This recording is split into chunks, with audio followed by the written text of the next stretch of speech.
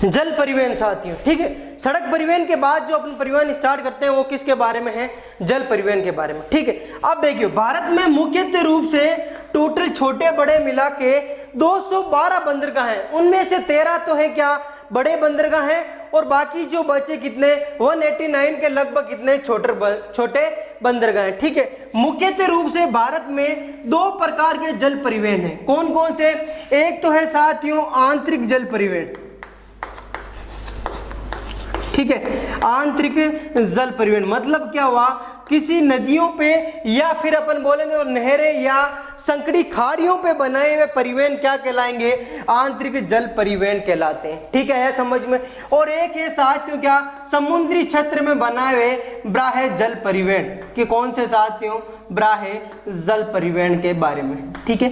1 bye 1 करके पढ़ेंगे अपन। पहले आंतरिक जल परिवहन के बारे में पढ़ेंगे और फिर पढ़ेंगे कौन सा बाह्य जल परिवहन के बारे में। मुख्यतः कौन से 13 बंदरगाह उनके बारे में और आंतरिक जल परिवहन के बारे में पढ़ेंगे। आंतरिक जल परिवहन में मुख्यतः जैसे अपन नेशनल हाईवे पढ़े इसी प्रकार नेशनल वाटर लाइंस भी है अपने भारत में, ठीक है। कितनी है? तो नेशनल वाटर लाइन है साथियों 6। कितनी? 6 नेशनल वाटर लाइन है टोटल भारत में। कौन कौन सी नदी या तटीय इलाकों में बना है और कौन से क्षेत्र में वो जोड़ता है उनके बारे में अपन 1 बाय 1 करके पढ़ेंगे। आए क्या समझ में? करें स्टार्ट, ठीक है। देखिए सबसे पहले अपन स्टार्ट करते हैं साथियों कौन सा?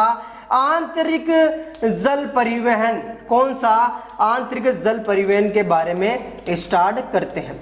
आया समझ में? देखिए मुख्यतः आंतरिक जल परिवहन है जो क्या है इसके लिए क्या एक प्राधिकरण का निर्माण किया गया। पहले तो अपन देखते हैं आंतरिक जल परिवहन किस पे? तो साथियों एक तो नदियों पे, ठीक है, एक नहरों पे और एक क्या जो संकड़ी खाड़ियां हैं इन पे इनका क्या किया गया है? निर्माण किया गया है। क्या किया गया है? निर्माण। और इनके निर्माण के लिए क्या एक भारतीय आंतरिक जल मार्ग प्राधिकरण का भी क्या स्थापना की गई? आंतरिक जल मार्ग प्राधिकरण, ठीक है। कब की गई इसकी स्थापना? तो साथियों लगभग 27 अक्टूबर। कब की गई? 27 अक्टूबर 1986 को इसकी क्या की गई? स्थापना की गई। और जिसका मुख्यालय बनाया गया कहां पर साथियों? कोलकाता में। कहां बनाया गया? कोलकाता में, ठीक है। कोलकाता कौन सी नदी पर? तो साथियों याद रखना हुगली नदी पर बसा है। कौन सी? हुगली नदी। हुगली किस नदी की वितरिका है? तो गंगा नदी की वितरिका, याद देना साथियों। अब देखिए आंतरिक जल मार्ग प्राधिकरण के अनुसार अपने भारत में कुल 6 क्या है नेशनल वाटर लाइन है, मतलब राष्ट्रीय जल मार्ग है। राष्ट्रीय जल मार्ग कौन कौन से उनके बारे में देखते हैं। कितने हैं टोटल राष्ट्रीय जल मार्ग? तो 6 है। देख लीजिए 6 कौन कौन से हैं। देखिए 6 जो क्या है राष्ट्रीय जल मार्ग। क्या है साथियों? राष्ट्रीय जल मार्ग। देखो कौन कौन से। सबसे पहले पढ़ते हैं अपन नेशनल वाटर लाइन नंबर कितना? 1। नेशनल वाटर लाइन नंबर 1 कहां से कहां तक जोड़ता है उसके बारे में। तो कहां से कहां तक है? ये है साथियों इलाहाबाद से लेकर कहां तक? इलाहाबाद यूपी से लेकर हल्दिया तक। कहां पर? हल्दिया। कहां है ये? पश्चिम बंगाल में, ठीक है। इलाहाबाद से लेकर हल्दिया तक कौन सा है? National water line number 1। कितना किलोमीटर का है? तो 1620 किलोमीटर है। कितना है? 1620 किलोमीटर ये है टोटल। कौन सा? इलाहाबाद से हल्दिया तक का, ठीक है। कौन सी नदी पर है? तो साथियों याद रखना है गंगा नदी पर बना हुआ है। कौन सी नदी पर? गंगा नदी पे बना हुआ है, ठीक है। इसी प्रकार नेशनल वाटर लाइन नंबर 2, ठीक है, कहां से कहां तक है? तो मैंने जब नदियां पढ़ाई थी तब भी बताया था मैंने, सदिया से लेकर कहां तक? धुबरी तक। कहां पर? असम में नेशनल वाटर लाइन नंबर 2 है। और नदी पूछे तो कौन सी है साथियों? ब्रह्मपुत्र नदी है। ब्रह्मपुत्र नदी पर बना हुआ है, ठीक है। कितना किलोमीटर है? तो लगभग 891 किलोमीटर लंबा है। कितना? 891 किलोमीटर लंबा। कौन सा? National water line number 2। इसी प्रकार नेशनल वाटर लाइन नंबर 3 कौन सा? National water line number 3। कहां से कहां तक है? तो साथियों याद रखना है, एक जगह है कोल्लम से कोटापुरम, कर्नाटक और केरल का क्षेत्र है। कोल्लम से कोटापुरम में ये केवल 205 किलोमीटर सबसे छोटा क्या है साथियों? नेशनल वाटर लाइन नंबर है कोल्लम से कोटापुरम। है कहां पर? कोई नदी पर नहीं है, पश्चिमी तटीय क्षेत्र पर है। जो पश्चिमी तट पढ़ा था अपन ने, याद हो तो आपको, पश्चिमी तट पर कौन कौन से राज्य है? गुजरात है, महाराष्ट्र है, कर्नाटक है, केरल है। उन्हीं में केरल का जो हिस्सा है कोल्लम से कोटापुरम पश्चिमी तट का, उसमें नेशनल वाटर लाइन नंबर कितना बनाया हुआ है? 3 बनाया गया है। आया है क्या समझ में? बहुत बढ़िया। अगला देखिए, नेशनल वाटर लाइन नंबर 4 कौन सा है? 4 कहां से कहां तक जोड़ता है? तो साथियों काकीनाडा से, काकीनाडा ये क्षेत्र है साथियों, याद रखना, आंध्र प्रदेश में। कहां है? आंध्र प्रदेश में। काकीनाडा से ये कहां तक जोड़ता है? तमिलनाडु में एक जगह है मरकानम नाम की। कौन सी? मरकानम है कहां? तमिलनाडु में। कहां है? तमिलनाडु। इसको जोड़ता है कौन सा? National water line number 4। कितना है? तो 1095 किलोमीटर लंबा। कितना? 1095 किलोमीटर लंबा। कौन सी नदी पर है? तो साथियों याद रखना है, गोदावरी तथा इसकी सहायक प्लस कृष्णा नदी पर बना हुआ है। कौन सा? कौन सा? National water line number 4। आए क्या समझ में साथियों? बहुत बढ़िया। आगे देखिए, नेशनल वाटर लाइन नंबर 5। ठीक है, नेशनल वाटर लाइन नंबर 5 है साथियों तालचर से धमरा तक, तालचर टू धमरा। ठीक है, कहां पर है? तालचर टू धमरा है कहां पर? तो ये लगभग कितना किलोमीटर है? तो बताते हैं साथियों, ये लगभग 1600 किलोमीटर लंबा है। कहीं कहीं आपको मिलेगा साथियों 1623 किलोमीटर भी लंबा। ठीक है, तो अपन 1600 किलोमीटर लेके चलते हैं, क्योंकि सबसे लंबा नेशनल हाईवे नंबर कितना है? 1 ही है, तो उसके अकॉर्डिंग ये 1600 किलोमीटर लंबा है। कौन सा? कौन सा? Water line number 5। ठीक है, कौन सी नदी पर है? तो ये साथियों याद रखना है, महानदी तथा एक मैंने बताया था ब्रह्मणी नदी। कौन सी? ब्रह्मणी नदी। इन पे बना हुआ है कौन सा? National water line number 5। कौन सी? महानदी पर। महानदी पर एक बना हुआ है क्या? याद है कि आपको मैंने कुछ बताया था, हीराकुंड बांध बना हुआ है महानदी पर, जिसकी क्या विशेषता है? सबसे लंबा बांध है, 4.8 किलोमीटर लंबा बांध है, जो कौन सा है? भारत का सबसे लंबा बांध में गिना जाता है। आया समझ में? कौन सी नदी पर? महानदी पर। आया समझ में? बहुत बढ़िया। अगला है साथियों नेशनल वाटर लाइन नंबर कौन सा? 6। बताना है आपको नेशनल वाटर लाइन नंबर 6 किससे जोड़ता है? नदी बता देता हूं मैं, यह है नदी कौन सी? बराक नदी। कौन सी है? बराक नदी, जो असम नागालैंड में क्या बहती है? बराक नदी मुख्य रूप से नागालैंड में बहती है बराक नदी। तो ये उससे जोड़ता है नेशनल वाटर नंबर 6। एक जगह भी बता देता हूं, सिलचर। चलो अब बताना है आपको सिलचर से किस जगह को जोड़ता है? सिलचर से किस जगह को जोड़ता है? ठीक है, देख लीजिए, इसमें अलग अलग नाम मिलेंगे आपको। कहीं कहीं कोट्टुम नाम मिलेगा, कोट्टुम। ठीक है, उसको जोड़ता है कौन सा? National water line number 6। सबसे छोटा ये है साथियों। ठीक है, नेशनल वाटर नंबर 3 नहीं है, सबसे छोटा है national water number 6। 121 kilometre only. कितना? 121 किलोमीटर ओनली। देख लीजिए वापस एक बार, जल परिवहन कौन कौन सा? आंतरिक जल परिवहन और बाह्य जल परिवहन। आंतरिक जल परिवहन किस पे बनाया जाता है? नहरों, नदियों और संकड़ी खाड़ियों पे। भारतीय आंतरिक जल मार्ग प्राधिकरण के अनुसार 27 अक्टूबर 1986 पर इसकी क्या की गई थी? कोलकाता में क्या एक बनाया गया था संगठन, उसके अकॉर्डिंग 6 राष्ट्रीय जलमार्ग है वर्तमान में। ठीक है, 6 राष्ट्रीय जलमार्ग में से नेशनल हाईवे नंबर 1 इलाहाबाद से हल्दिया तक है, गंगा नदी पर, मतलब यूपी से लेकर पश्चिम बंगाल तक 1620 किलोमीटर लंबा। नेशनल हाईवे नंबर 2 सदिया से धुबरी 891 किलोमीटर लंबा, ब्रह्मपुत्र नदी। नेशनल हाईवे नंबर 3 कोल्लम से कोटापुरम, केरल का जो भी तटीय इलाका है वहां पर पश्चिमी तटीय क्षेत्र में 205 किलोमीटर। दूसरा सबसे छोटा वाटर लाइन है कौन सा? National water line number 3। सबसे छोटा पूछ ले तो कौन सा है? National water line number 6 Barak नदी पर बनाया गया है। आया क्या समझ में सबको? आया यहाँ तक? बहुत बढ़िया। ये हो गए कौन से? आंतरिक जो भी अपने जलमार्ग है उनके बारे में। अब पढ़ेंगे अपन बाह्य जलमार्ग जल परिवहन के बारे में, और जो 13 बड़े बंदरगाह हैं उनकी स्थिति पढ़ेंगे, उनका नाम पढ़ेंगे और कहाँ कहाँ पे है उनके बारे में पढ़ेंगे। आया समझ में? देख लीजिए आगे। अगला है साथियों बाह्य जल परिवहन। ठीक है, बाह्य जल परिवहन के अकॉर्डिंग अपन को पढ़ना है 13 बड़े बंदरगाह। ठीक है, 13 बड़े बंदरगाहों के बारे में पढ़ना है। ठीक है, अब आपको पता है ये बंदरगाह कौन से? प्रायद्वीपीय जो भारत है उसमें स्थित है, क्योंकि वही तटीय इलाका है अपना, तो अपन बना लेते हैं क्या साथियों? प्रायद्वीपीय अपना भारत के बारे में। ठीक है, ये हो गया साथियों क्या? अपना प्रायद्वीपीय भारत हो गया ना, रेडी है प्रायद्वीपीय भारत। पहले देखते हैं अपन पश्चिमी तट पर कौन कौन से बंदरगाह हैं, और फिर पढ़ेंगे अपन साथियों पूर्वी तट के बंदरगाह। आया समझ में? बहुत बढ़िया, देख लीजिए। सबसे पहले कौन सा? पश्चिमी तट का बंदरगाह सबसे पहला यहां पर है, जिसका नाम है साथियों क्या? कांडला बंदरगाह। क्या नाम है? लिख देता हूं मैं, कांडला बंदरगाह। कैसा बंदरगाह है साथियों? तो जो कांडला बंदरगाह है साथियों, ये क्या है? ये एक तो पहला क्वेश्चन आता है जवारी बंदरगाह है। कौन सा?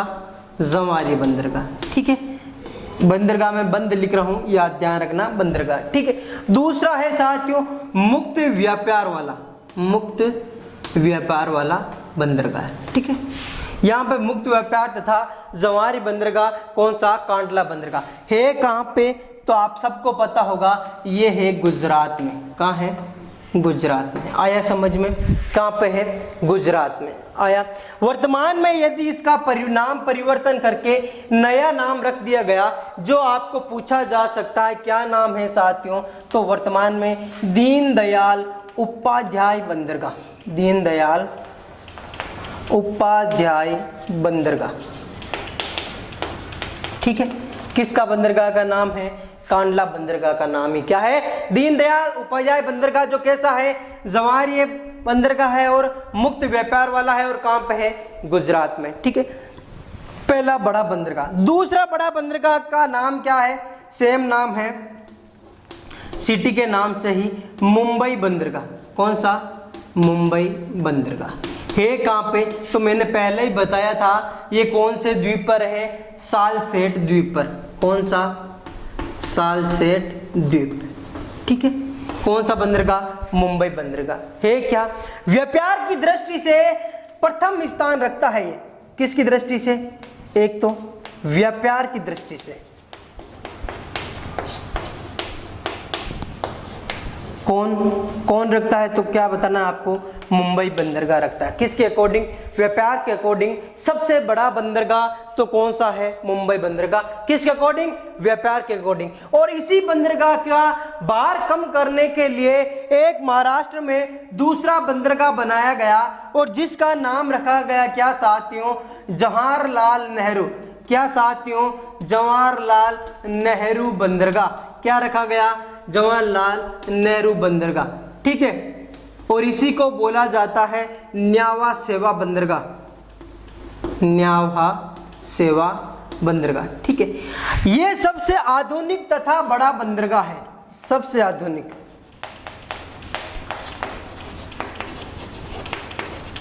आधुनिक वे बड़ा बंदरगाह। आया समझ में? व्यापार की दृष्टि से सबसे बड़ा बंदरगाह मुंबई का है, और सबसे आधुनिक व बड़ा बंदरगाह कौन सा है? जवाहरलाल नेहरू बंदरगाह है। कब बनाया गया? तो मुंबई के भार को कम करने के लिए, क्योंकि ये व्यापार की दृष्टि से मुंबई बंदरगाह क्या है? अत्यधिक हो गया। इसके भार को कम करने के लिए महाराष्ट्र में दूसरा बंदरगाह बनाया गया, और वो कौन सा है? जवाहरलाल नेहरू बंदरगाह। दोनों कहां पर है साथियों? तो दोनों है कहां पर? महाराष्ट्र में। कहां है? महाराष्ट्र में। आया समझ में? बहुत बढ़िया। अगला बंदरगाह देखिए, अगला है गोवा में, जिसका नाम है मरमू गोवा। गोवा लिखा हुआ है कहीं पर गोआ लिखा हुआ है, याद रखना है। कहीं पर क्या लिखा हुआ है? गोवा लिखा हुआ है, कहीं गोवा लिखा, तो मरमू गोवा कहां पे है? गोवा में है। कौन सा है? मरमू गोवा बंदरगाह। ठीक है, क्यों फेमस है? तो यहां से मरमू गोवा बंदरगाह से देखिए, एक तो काजू, एक मछलियां, एक मसाला। काजू, मछलियां तथा मसालों का क्या होता है? निर्यात होता है। क्या होता है? निर्यात। कहां से? मरमू गोवा बंदरगाह से। कहां से? मरमू गोवा बंदरगाह से। बहुत बढ़िया। इसके बाद में है साथियों एक है न्यू मंगलोर, कर्नाटक में बंदरगाह है जिसका नाम न्यू मंगलोर। मैंने पहले भी बताया था लोहे अयस्क का, किसका? लोहा अयस्क जो भी है इसका सर्वाधिक व्यापार है, जो लोहे का व्यापार, सर्वाधिक व्यापार कहां पर होता है? तो कहां पर होता है साथियों? न्यू मंगलोर बंदरगाह में। कहां पर होता है? न्यू मंगलोर बंदरगाह पे होता है। ठीक है, यही कर्नाटक में एक खान है कुद्रेमुखी खान। किसकी? कुद्रेमुखी खान लोहे की प्रसिद्ध खान है, जिसी कारण से यहाँ पर लोहे का सर्वाधिक व्यापार कौन से बंदरगाह पर? तो कौन सा? न्यू मंगलोर बंदरगाह। ठीक है, अंतिम बंदरगाह पश्चिमी तट का, और जिसका नाम है कोची बंदरगाह। क्या नाम है? केरल में है कोची बंदरगाह। कहाँ है? केरल में। आया समझ? ठीक है, और इसी कोची बंदरगाह को बोला जाता है अरब सागर की रानी। क्या बोला जाता है साथियों? अरब सागर की रानी। यदि आपको पूछा जाए मुख्य 13 बंदरगाहों में से पश्चिमी तट के बंदरगाह कौन कौन से हैं, तो कांडला, मुंबई, जवाहरलाल नेहरू, मरमुगांव, मैंगलोर और कोची, ये सभी कौन से बंदरगाह हैं? ये पश्चिमी तट के बंदरगाह हैं। कौन से? पश्चिमी तट के। ठीक है, ये हो गए कौन से? पश्चिमी तटीय। ठीक है, अब अपन पढ़ेंगे साथियों कौन सा? पूर्वी तट के बंदरगाह। कि पूर्वी तट के कौन कौन से? देख लीजिए। ठीक है, देखिए पूर्वी तट के ये हो गए प्रायद्वीपीय भारत अपना मुख्य रूप से, और अपन को पढ़ना है पूर्वी तट के बंदरगाह। देखिए सबसे ऊपर क्या? पश्चिम बंगाल में एक बंदरगाह, और जिसका नाम है क्या? कलकत्ता। क्या नाम है? कोलकाता बंदरगाह। कहीं कलकत्ता लिखा है, कहीं कोलकाता लिखा हुआ है, तो आप अपने मतलब गलत नहीं है, दोनों ही कोलकाता या कलकत्ता बंदरगाह। ठीक है, कहां पर है? तो पश्चिम बंगाल में, सबको पता है। वर्तमान में इसका नाम परिवर्तन करके क्या रख दिया? श्यामा प्रसाद। याद रखना है सभी, ये श्यामा प्रसाद मुखर्जी बंदरगाह। क्या नाम है? श्यामा प्रसाद मुखर्जी बंदरगाह। ठीक है, क्या है यहां पर कोलकाता बंदरगाह में? तो ये क्या है? सेकंड लार्जेस्ट बंदरगाह है, सेकंड लार्जेस्ट बंदरगाह। ठीक है, प्रथम लार्जेस्ट बंदरगाह व्यापार की दृष्टि से मुंबई, और वैसे बड़ा कौन सा है? जवाहरलाल नेहरू। सेकंड लार्जेस्ट बंदरगाह किसे? कोलकाता बंदरगाह को। वर्तमान में क्या नाम? तो क्या नाम है साथियों? श्यामा प्रसाद मुखर्जी बंदरगाह। और ये सेकंड लार्जेस्ट बंदरगाह है, और इसी के भार को कम करने के लिए पश्चिम बंगाल में दूसरा बंदरगाह बनाया गया, और जिसका नाम है हल्दिया बंदरगाह। क्या नाम है? हल्दिया बंदरगाह। ठीक है, कहाँ है? पश्चिम बंगाल में। क्या है यहाँ पर कार्य? यहाँ पर अधिकतर पेट्रोलियम जो भी कार्य है, आयात निर्यात वाला पेट्रोलियम कार्यों का वर्क किया जाता है, पेट्रोलियम कार्यों का। ठीक है, कौन से? हल्दिया बंदरगाह। किसके भार को? कोलकाता के भार को कम करने के लिए दूसरे बंदरगाह का निर्माण किया गया, और जिसका नाम क्या? हल्दिया बंदरगाह। आया समझ में? बहुत बढ़िया। एक उड़ीसा में बंदरगाह है जिसका नाम है पारादीप। किसका नाम? पारादीप। है कहां पर? तो यह है उड़ीसा में। कैसा बंदरगाह है? तो पारादीप है, जो कैसा है? कृत्रिम बंदरगाह है, बनाया गया, प्राकृतिक नहीं है साथियों, कृत्रिम बंदरगाह है। कौन सा? कौन सा? पारादीप वाला। है कहां पर? तो ये है साथियों कहां पर? उड़ीसा में। कहां है? उड़ीसा में। आया समझ में? बहुत बढ़िया। अगला देखिए, अगला है साथियों विशाखापट्टनम। विशाखापट्टनम बंदरगाह। ठीक है, विशाखापट्टनम बंदरगाह आंध्र प्रदेश में, और ये कैसा है? इसकी क्या विशेषता है? सबसे गहरा सबसे गहरा वे, दूसरा क्या है, प्राकृतिक दृष्टि से सुंदर बंदरगाह है, प्राकृतिक सौंदर्य बंदरगाह लिख सकते हैं, क्या, प्राकृतिक सौंदर्य बंदरगाह। ठीक है, आया समझ में? सॉरी। विशाखापट्टनम बंदरगाह क्या है, सबसे गहरा वे प्राकृतिक सौंदर्य बंदरगाह है। कौन सा? विशाखापट्टनम। कहाँ है? आंध्र प्रदेश में। कहाँ है? आंध्र प्रदेश। बहुत बढ़िया। अगला देखे साथियों, अगला कौन सा है उसके बारे में देखते हैं साथियों। अपना कौन सा,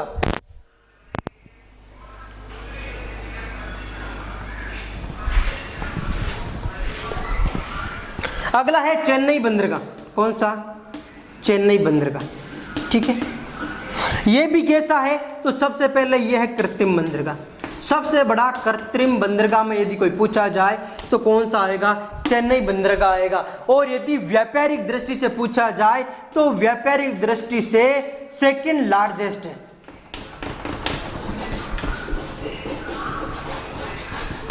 सेकंड लार्जेस्ट है। आया समझ में? इसके बाद तमिलनाडु में एक और है जिसका नाम है तूतीकोरिन बंदरगाह। कहाँ है? तो ये साथियों है मन्नार की खाड़ी में। कहाँ है? मन्नार की खाड़ी में बनाया गया है। ठीक है, तूतीकोरिन बंदरगाह। ठीक है, और एक तमिलनाडु में जो चेन्नई बंदरगाह व्यापार की दृष्टि से क्या सेकंड लार्जेस्ट है, इसके भार को कम करने के लिए एक और बंदरगाह का निर्माण किया गया और जिसका नाम है साथियों क्या? एन्नोर बंदरगाह। क्या नाम है? एन्नोर बंदरगाह। किसके भार को कम करने के लिए? चेन्नई बंदरगाह के भार को कम करने के लिए एक दूसरे बंदरगाह का निर्माण किया गया, एन्नोर बंदरगाह। इसको कामराज बंदरगाह भी बोला जाता है। क्या बोला जाता है? कामराज बंदरगाह भी बोला जाता है। कहाँ है? तो ये भी कहाँ है साथियों? तमिलनाडु में है। कहाँ है? तमिलनाडु में। तो अपन ने पढ़ा कि 13 क्या है भारत में बड़े बंदरगाह। कौन कौन से हो गए, कितने हो गए वो देख लो। एक हो गया कांडला, दूसरा मुंबई, तीसरा जवाहर, चौथा मर्मुगोवा, पांचवा न्यू मैंगलोर और छठा कौन सा हो गया? कोची। ठीक है, सातवां कोलकाता, आठवां हल्दिया, नौवां प्रायद्वीप, 10वां विशाखापट्टनम, 11वां चेन्नई, 12वां एन्नोर और कौन सा? 13वां हो गया तूतीकोरिन का। ठीक है, ये एन्नोर बंदरगाह है जो क्या बड़े बंदरगाहों की दृष्टि से नहीं है, चेन्नई बंदरगाह है। और लेकिन 13 जो ये हो गए, 12 एन्नोर को छोड़ के 13वां जो बड़ा बंदरगाह है साथियों वो है पोर्ट ब्लेयर में। कौन पर है? Port Blair.